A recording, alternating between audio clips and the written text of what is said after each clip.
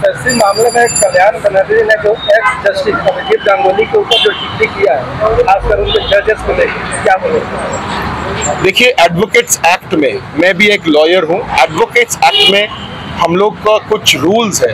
ये कल्याण जी हर बार ऐसा टिप्पणी करके वो रूल्स को उल्लंघन करते हैं। एक सीनियर एडवोकेट के नाते उनको एडवोकेट्स एक्ट और एक बार पढ़ना चाहिए। किसी को व्यक्तिगत आक्रमण नहीं करना चाहिए। आज कंचन मल्लिक को जैसे व्यक्तिगत आक्रमण करके गाड़ी से उतार दिए। कुछ दिन पहले आप लोग का एक जर्नलिस्ट कॉलीग थे, उनको कैसे करके आक्रमण किए ये आप लोग देखे। मुझे लग रहा है ये इनका नेचर में है। आप कैसे नेचर बदलोगे? एसएससी का जो मामला भी है, 25,000 लोग बेरोजगार हो गए, अचानक ममता बनर्जी बीजेपी के ऊपर हमला हो गया, ये आप लोग षड्यंत्र के तहत घर से नौकरी तो राज्य सरकार दी है। हाईकोर्ट ने बोला है कि आईनी प्रक्रिया नहीं मानने के दौरान ये नौकरी जो दिया गया वो इल्लीगल था, इसीलिए वो बातिल हो गया। और उसके साथ ये भी ऑर्डर हुआ जो पैसा मिला है वो वापस करो।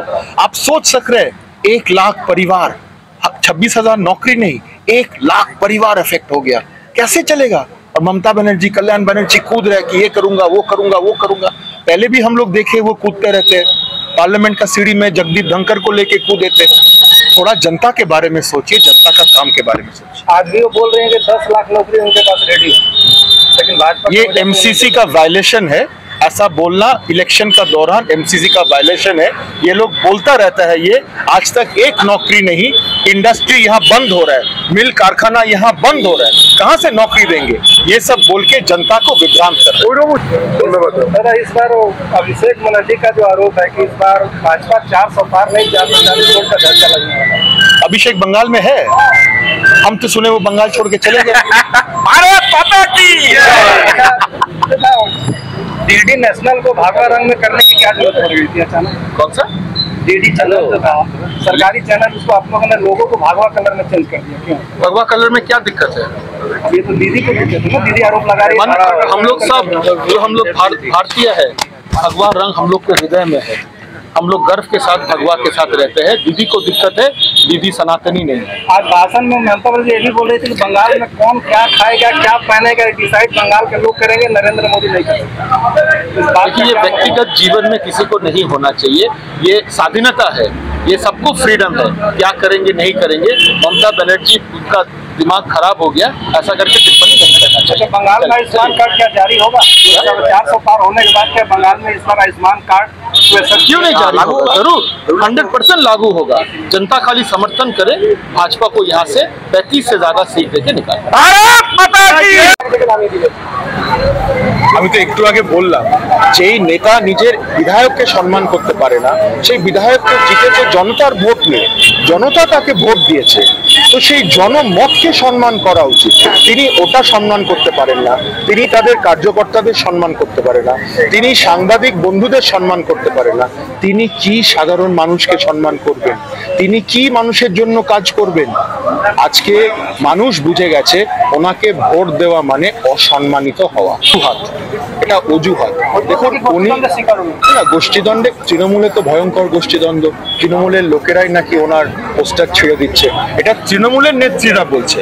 কিন্তু যাই বলুক, একটা কার্যকর্তাকে এইভাবে, একটা বিধায়ককে এইভাবে গাড়ি থেকে নামিয়ে দিয়ে সকলের সামনে অপমান করা মানে হচ্ছে তিনি যে কোনো কারুর সাথে এই অপমান তিনি তাকে করতে পারেন। এটা কার্যকর্তারা হতে পারে, জনতা হতে পারে, যে কেউ এটা হতে পারে। ডানকুনিতে এই প্রবলেম আছে, শ্রীরামপুর লোকসভায় অধিকাংশ জায়গায় এই প্রবলেম আছে। এটা পৌরসভা যদি ঠিকভাবে কাজ করতো, পৌরসভা যদি টাকা পয়সাগুলো গিলে নিত না, এই সমস্যা হতো না। আমি এটা তীব্র নিন্দা করি এবং পৌরসভাগুলো যাতে লাইনে আসে। আর এই যে জল নিকাশির প্রবলেম, ড্রেনেজের প্রবলেম, এটা প্রায়োরিটির সাথে আমি এটাকে সলভ করবো, প্রায়োরিটির সাথে। দেখুন, আগে হচ্ছে মানুষের জীবন। এই যে জল নিকাশির প্রবলেমটা, এখান থেকে ডেঙ্গু হয়, ম্যালেরিয়া হয়, মানুষের প্রাণ যায়। এই খাটালার যেই প্রবলেমটা বললেন, আমি যেটা বললাম সাপ্তাহিকভাবে মানুষের সাথে এখানে আলোচনা বসবে। মানুষ যেটা চাইবে সেটা নিয়ে আলোচনা করে সেভাবে এগোবো, মানুষের আওয়াজটা শুনবো। আমার সংকল্পপত্র 2 দিনের ভেতরে বেরোবে। আমার সংকল্পপত্র আপনি একটা জিনিস দেখবেন, শ্রীরামপুর একটি অতি প্রাচীন শহর, শ্রীরামপুরে প্রচুর প্রাচীন মন্দির আছে। প্রত্যেক বিধানসভায় সেটা 1000 বছর অব্দিও চলে যায়, কিন্তু এই মন্দিরগুলো ভাঙাচোরা অবস্থায় পড়ে আছে, কোনো নির্মাণ নেই। জনতার সেবা শুরু করার আগে আমার প্রথম কাজ হবে এই মন্দিরগুলো নির্মাণ করা। ঈশ্বরের আশীর্বাদ নিয়ে জনতার কাজে আমি নামবো। স্বাস্থ্য ব্যবস্থায় প্রথম প্রায়োরিটি দেব, যাতে একটা সুপার স্পেশালিটি হসপিটাল হয় এবং মানুষের স্বাস্থ্য ব্যবস্থা ভালো হয়। একটাও তো হাসপাতাল নেই চণ্ডীতলা বিধানসভার মধ্যে। চণ্ডীতলায় নেই, জগৎবল্লভপুরে নেই, সবাইকে দূর দূর যেতে হয়। এই দাবিটা আমি নরেন্দ্র মোদীজির অব্দি নিয়ে যাব, পার্লামেন্টে নিয়ে যাব, এবং আমি কথা দিচ্ছি এখানকার মানুষের যে যতদিন না এই দাবি পূর্ণ হয় আমি এটা দিল্লি অব্দি নিয়ে যাব, মোদীজি অব্দি নিয়ে যাব। এটা আমার সংকল্প, এটা আমার স্বপ্ন, এটা আমার একদম হৃদয়ের ইচ্ছা। যেই লোকসভায় আমাকে ভারতীয় জনতা পার্টি টিকিট দিয়েছেন, সেই লোকসভায় রাম নাম জুড়ে আছে। এই লোকসভায় কেন রাম মন্দির হবে না একটা ভাব্য রাম মন্দির? প্রভুর নাম করে, প্রভুর আশীর্বাদ নিয়েই এই লোকসভায় একটা ভাব্য রাম মন্দির করবই। ভুল, এটা প্রশ্নটাই ভুল। কোনো পারিবারিক সম্পর্ক নেই আমাদের, এখন শুধু রাজনৈতিক সম্পর্ক। উনি একটি বিরোধী দল, একটি চোরদের দল, একটি দুর্নীতিগ্রস্ত দলের উনি প্রতিনিধি। ওনাকে চোখে চোখ লড়িয়ে আমি লড়ছি। আমি বারবার আপনাদের মাধ্যমে আমি ওনাকে চ্যালেঞ্জ করেছি, সামনে আসুন না, কি কাজ করেছেন আপনার সাথে ওপেন ডিবেট করব। কোনো আসুন, আজ অব্দি আমার চ্যালেঞ্জ স্বীকার করেন। একটু কষ্ট করতে হবে আপনাকে ছবি তো মিথ্যে কথা বলে না, একটু সোশ্যাল মিডিয়া খুলতে হবে। এই 2 বছর আগে গিয়ে সোশ্যাল মিডিয়া আপনি প্রচুর ছবি পেয়ে যাবেন যে শ্রীরামপুর সাংগঠনিক জেলা এবং কবির শঙ্কর বোস করোনাতে আমফানে কিভাবে মানুষের পাশে দাঁড়িয়েছে। আমরা কটা বাড়ি বানিয়ে দিয়েছি, আমরা কটা বাড়িতে চাল পৌঁছে দিয়েছি, আনাজ পৌঁছে দিয়েছি। আপনি এর ছবি সহ প্রমাণ পেয়ে যাবেন। কোনো উন্নয়ন হয়নি। সকলে চায় তাদের জীবনে উন্নয়ন হোক। সরকার গঠন মানেই জনকল্যাণ, সরকার গঠন মানেই মানব কল্যাণ। মোদিজি যে যোজনা প্রকল্পগুলো পাঠাচ্ছেন সেগুলো মানুষ বঞ্চিত হচ্ছেন।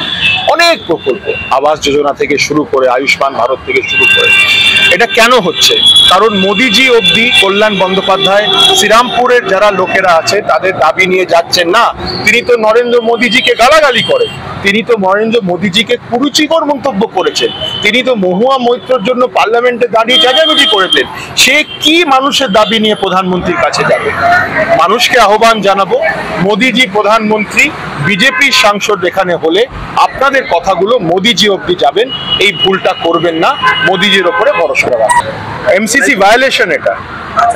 আমি নিজে আমার দলের সাথে কথা বলে ওনার এগেনস্টে যা কমপ্লেন করার করব।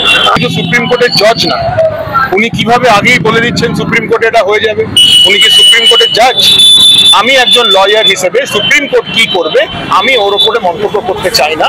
উনি করেছেন, এটা পুরোপুরি আনকনস্টিটিউশনাল। সুপ্রিম কোর্টকে এইভাবে ছোট করা উচিত না।